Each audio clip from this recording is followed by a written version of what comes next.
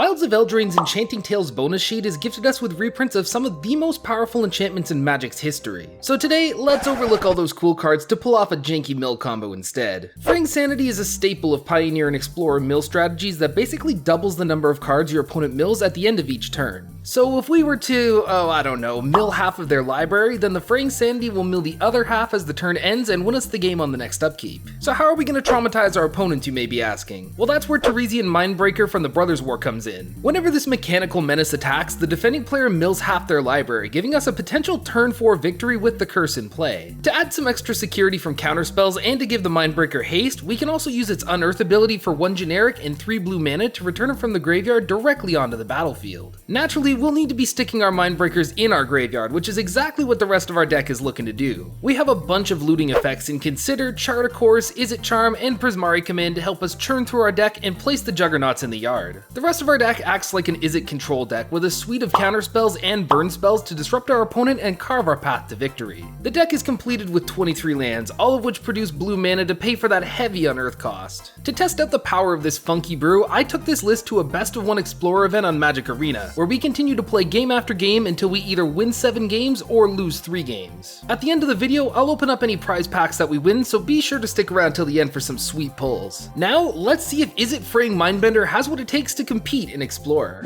For the first game of the event, we're on the plate with both of our combo pieces in hand, so you know we're snap keeping this one. We start off slow with a tapped Stormcarved Coast, and our opponent plays a mountain and passes the turn. We play the Shivan Reef, holding up mana for either a Lightning Axe or Jawari Disruption, depending on the situation. They play a Spirebluff Canal and pass back, which gives me major creativity vibes. On turn 3, we draw a second Fraying Insanity, so we play one out knowing we have the backup in hand. They respond with an Impulse, which means they probably don't realize how much trouble they're really in. Both spells resolve, and since they played an instant that went into the graveyard, our curse triggers and mills a Memory Deluge. Our opponent plays a land into Fable of the Mirrorbreaker, which in that moment makes me realize that I've made a severe and continuous lapse in my judgment. Oh, why am I not running Fable of the Mirrorbreaker in this deck? That is genuinely so dumb. So yeah, Fable is one of the best cards in Explorer, and it can help me ramp and pitch Mindbreakers into the graveyard. Sadly, once you enter a deck into one of these events, the list cannot be altered, so I just had to sit there and swallow my pride with that mistake. We play a tap Steam Vents and pass the turn, knowing that my interaction is all at instant speed. Fable's second chapter triggers, and our opponent discards a World Spine Worm, so I was at least right about that creativity prediction.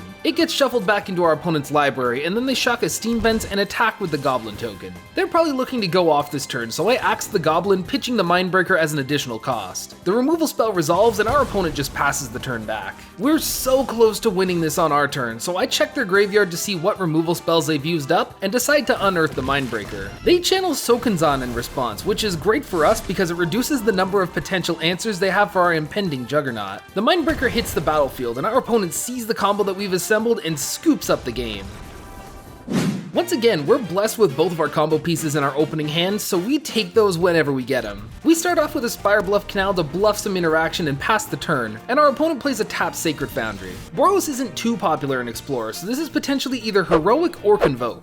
We play a Frostboil Snarl, revealing Steam Vent so it enters untapped, and our opponent plays an Inspiring Statuary and passes back.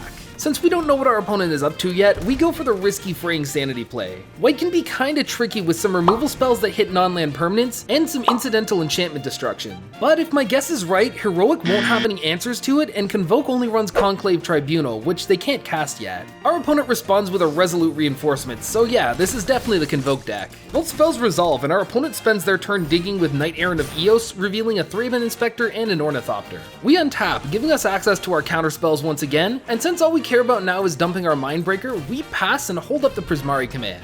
Our opponent absolutely spills out their hand, casting Ornithopter, Thraben Inspector, Ornithopter, and Gleeful Demolition to build a huge board. They tap down a good chunk of their board for a City on Fire, which will triple every source of damage they send our way. This enchantment would almost certainly wreck us, so we delay our plan for a turn and make it disappear. Our opponent attacks with the Knight and a little Squire, so to get the Mindbreaker in the yard, we axe the Knight Errant and take the 1 damage. Unfortunately, we don't draw our critical 4th land, so we're going to just have to pass and wait for another shot to play the Prismari command.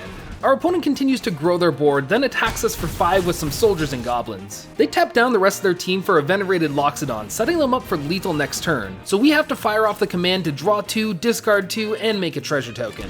With everything all set up, we unearth the Mindbreaker and swing in, milling half their library, and the Fraying Sanity does the rest of the work for us.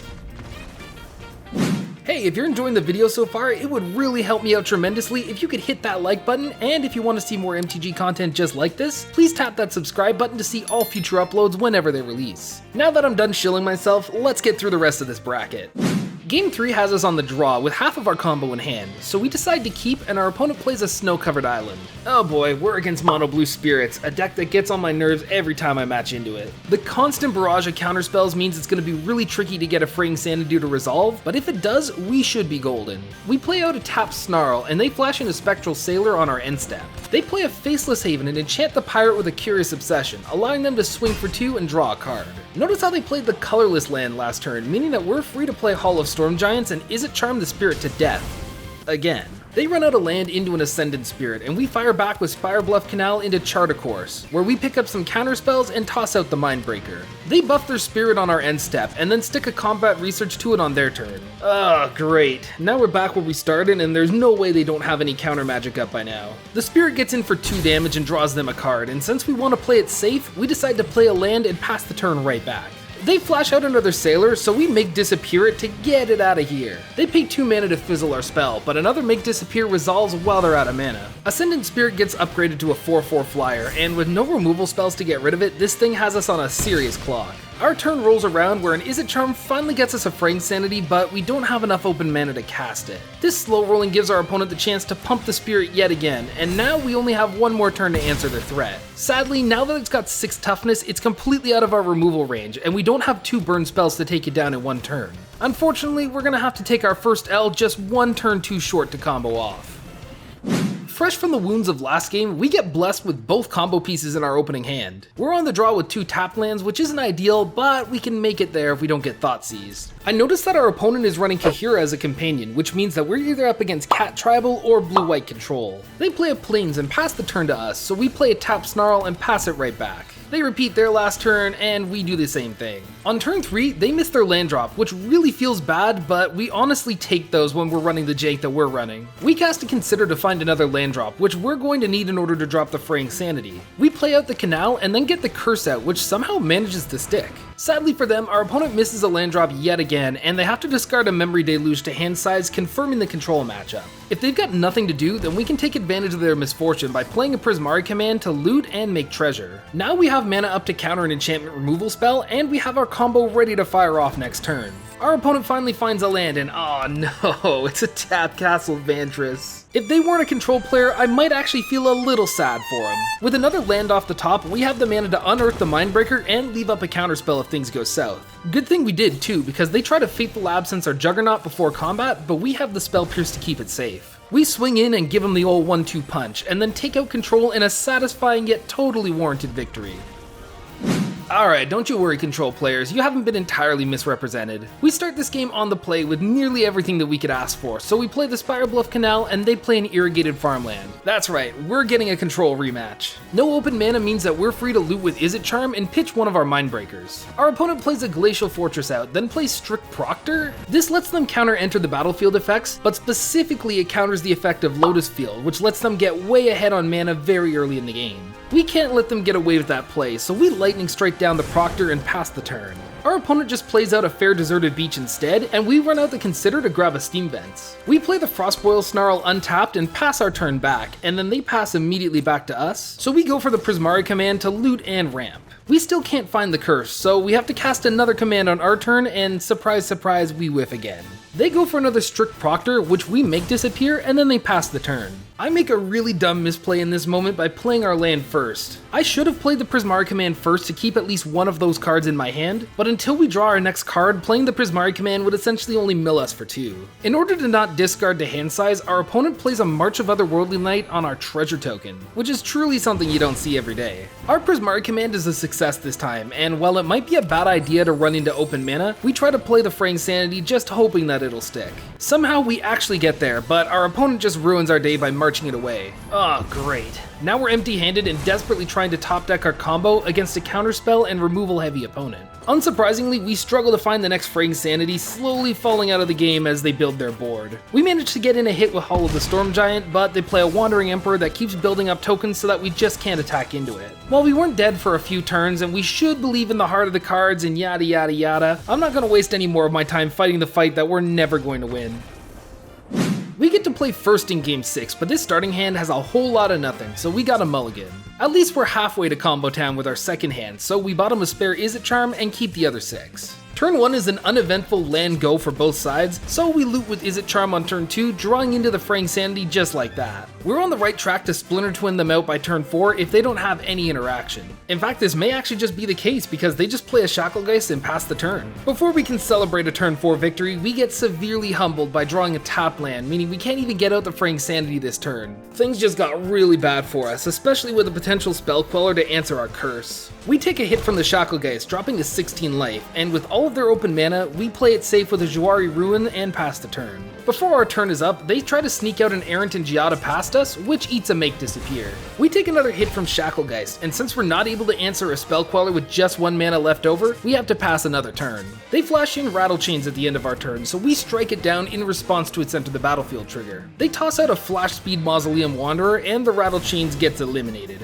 After taking some more beats, we finally get to land number 5, so we go for the Fraying Sanity play, and somehow we get it through with no problem whatsoever. The next time we untap, our opponent is totally getting milled out. We unearth the Mindbreaker, and our opponent flashes in that much anticipated Spell Queller. Luckily, it doesn't counter our unearth trigger, meaning that our game plan goes off without a hitch, securing a 4th victory. I kid you not, this next match may just be the most satisfying game of Magic you'll ever see. Our first opening hand is far too slow while we're on the play, so we mulligan into a much better second hand. We bottom the spare Spell Pierce, play an island, and hold up and consider. Our opponent plays a Temple Garden tap, so we consider surveilling away another one to draw into a Prismari command. We get the Spire Bluff Canal out, and our opponent plays another Temple Garden into a Professor of Symbology. They toss away a Parhelion 2, which signals clear as day that we're up against cheesy old Abzan Greasefang. We play a Pathway and then pass the turn, ready to Prismari command away the Parhelion if Greasefang hits the table. They play the Black Pathway, but somehow for the first time in human history, they don't have the Greasefang. We take a hit from the Professor, then we cast Prismari command to loot and ramp with a treasure. Fortunately for us, we draw into a Lightning Axe, which means that we can destroy a Greasefang before its beginning of combat trigger gets the vehicle back. Now we can safely drop an Otawara into a Fraying Sanity, and they Grizzly Salvage in response to grab that smelly rat. Greasefang hits the table, and just like we predicted, we can axe it down before Parhelion has a chance to reanimate. Yep, that's right, somehow we out-cheesed Abzan Greasefang and milled them out to take home yet another victory. We're now up to 5 wins going into game 8, and we get to play first with a decent opening hand. We get the Steam Vents online, and our opponent plays a Sacred Foundry into a Monastery Swift Spear, hitting us for 1.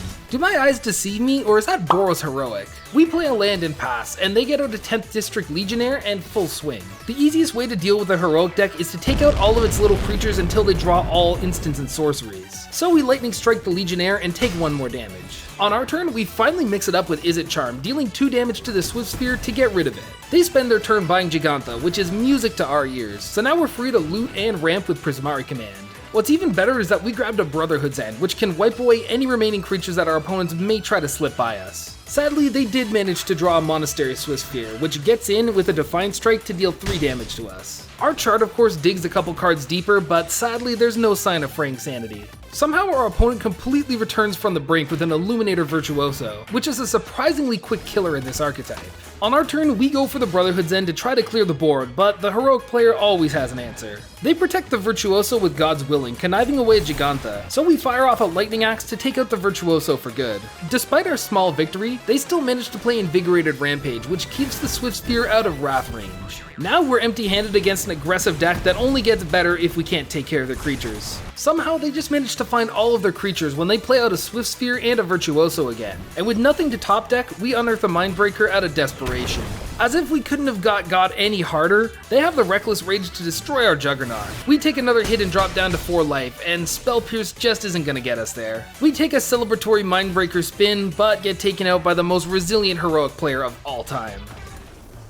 I'm pretty happy with the performance of the deck after this event. Like I alluded to earlier, this deck's playstyle is reminiscent of the Splinter Twin deck that you ordered from Wish. Unfortunately, it's just a lot slower and requires far more jumping through hoops, so for the love of God, please don't craft this deck at home. If I were to make any changes to the deck list, I would absolutely find the space to slot in the Fable of the Mirror Breakers. I can't believe I somehow missed one of the best cards in Explorer when I pieced this deck together. Regardless, for a janky 2-card combo, we surprisingly got refunded all the gems, and we won a pack of D&D Adventures in the Forgotten Realm and War of the Spark. During our win streak, I also got an All Will Be One booster from the Mastery Pass, so let's just open them up to see what we get. Thank you for sticking it out all the way to the end of the video. If you like what you saw and you want to see more, please be sure to tap that like button and that subscribe button to keep up with all future uploads. You can also follow me on social media at JayoticMTG on the platforms you see on screen, and those links will all be in the video description. Until next time, take care.